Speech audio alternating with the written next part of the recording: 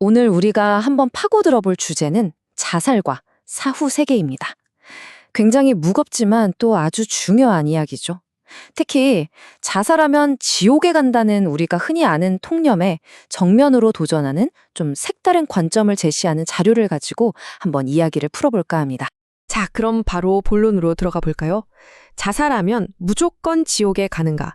이 질문은요, 정말 많은 종교적 가르침의 핵심에 있으면서 동시에 사랑하는 사람을 그렇게 떠나보낸 분들에게는 정말 깊은 상처와 죄책감을 남기는 그런 질문이기도 하죠.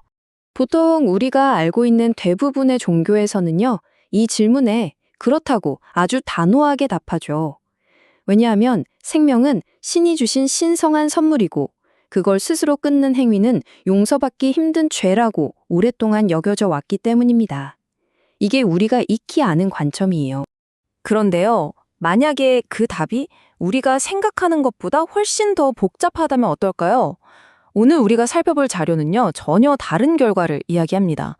이건 처벌의 문제가 아니라 책임의 문제라고 말하면서 초점을 완전히 다른 곳으로 옮겨버리죠.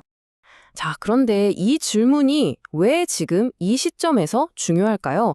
이 자료에서는요, 이게 그냥 신학적인 논쟁이 아니라 오늘날 종교 공동체에 아주 현실적인 영향을 미치고 있는 문제라고 강조합니다. 어떤 맥락인지 한번 살펴보겠습니다.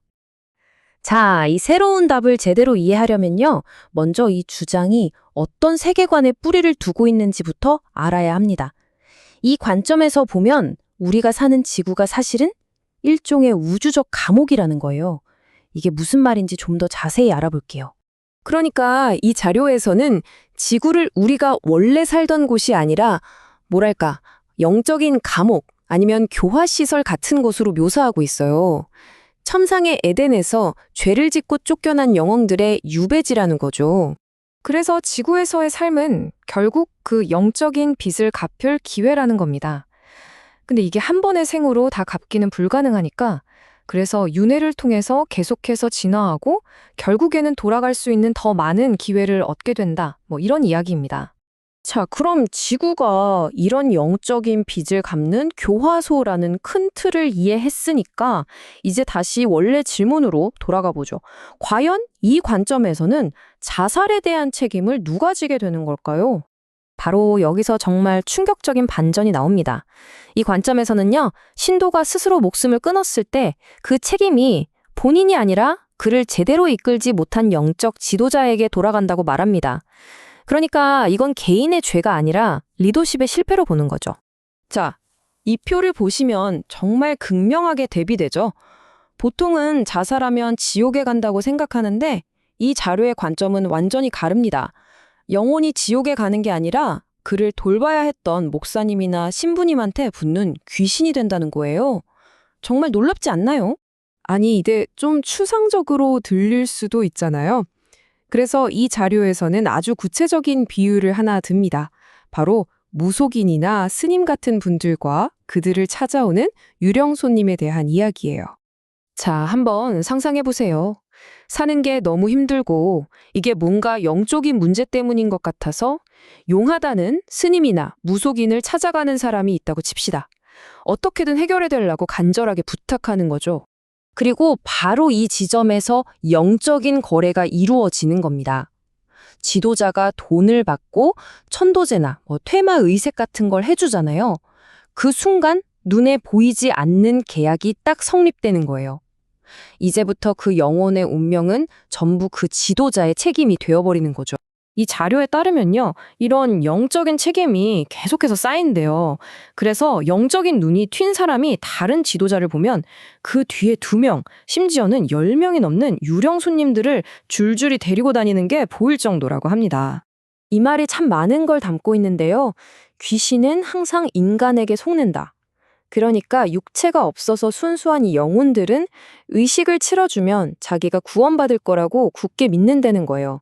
하지만 실제로는 아무것도 해결되지 않은 채 그냥 그 지도자 곁을 맴돌게 될 뿐이라는 거죠. 그렇다면 이렇게 지도자한테 붙게 된 영혼들은 대체 어디에 머무는 걸까요? 자, 이제 마지막으로 이 현상이 교회나 사찰 같은 우리가 성스럽다고 믿는 장소의 분위기 전체에 어떤 영향을 미치는지 한번 살펴보겠습니다. 이 자료가 제시하는 비교가 아주 흥미로운데요. 예를 들어 절에서는 계속해서 연부를 외우잖아요. 그 소리가 영혼들의 활동을 좀 억누르는 역할을 한대요.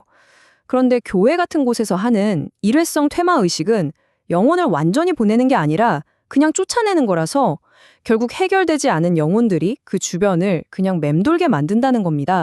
그래서 지도자 한 사람에게 너무 많은 영혼들이 붙게 되면 그 교회나 사찰 자체가 영적으로 굉장히 무거워진다고 해요. 그래서 뭔가 분위기가 스산하고 기운이 흩어진 것 같고 특히 텅 비어 있을 때 누군가 있는 듯한 느낌? 혹시 받아보신 적 없으세요? 영적인 걸 못 보는 사람도 이런 에너지는 느낄 수 있다는 거죠. 이게 왜 그러냐면요. 이 영혼들이 사실 인간을 좀 두려워한대요. 그래서 신자들이 많이 모여 있을 때는 싹 숨어 있다가 사람들이 다 떠나고 조용해지면 그때서야 슬슬 모습을 드러내는 거죠. 그래서 혼자 있을 때 그 존재감이 더 강하게 느껴지는 거고요. 자, 오늘 우리는 자살에 대한 아주 다른 시각을 한번 살펴봤습니다. 영혼이 지옥에 가는 게 아니라 그를 제대로 이끌지 못한 지도자의 몫이 된다는 이야기였죠. 결국 이 관점은 우리에게 영적 리더십의 진짜 무게가 무엇인지, 그리고 눈에 보이지 않는 책임이라는 게 한 개인과 공동체에 어떤 영향을 미칠 수 있는지 다시 한번 깊이 생각하게 만듭니다. 여러분은 이 이야기에 대해 어떻게 생각하시나요?